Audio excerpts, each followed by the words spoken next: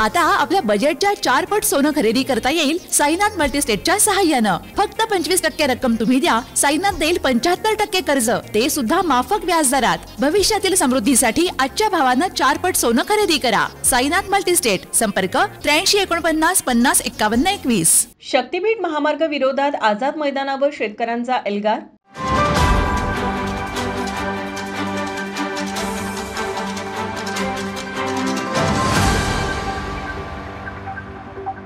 आज बुधवारी 12 मार्च रोजी मुंबईतील आझाद मैदानावर नागपूर ते गोवा प्रस्तावित शक्तीपीठ महामार्गाला विरोध करण्यासाठी शेतकऱ्यांचा भव्य मोर्चा काढण्यात आला आहे। आज विधान भवन मुंबई येथे अर्थसंकल्पीय अधिवेशन सुरू असून शेतकऱ्यांनी आपल्या मागणीसाठी थेट अधिवेशनावर मोर्चा काढला आहे। या मोर्चात कोल्हापूर, सांगली, सोलापूर, नांदेड, परभणी, हिंगोली, लातूर, धाराशिव, सिंधुदुर्ग, बीड, वर्धा आणि यवतमाळ या जिल्ह्यातील 10,000हून अधिक शेतकरी सहभागी झाले आहेत।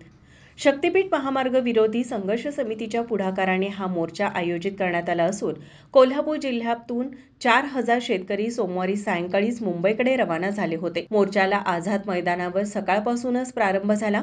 यावेळी उपस्थित शेतकऱ्यांनी शक्तीपीठ महामार्ग विरोधात आझाद मैदानावर जोरदार घोषणाबाजी केली।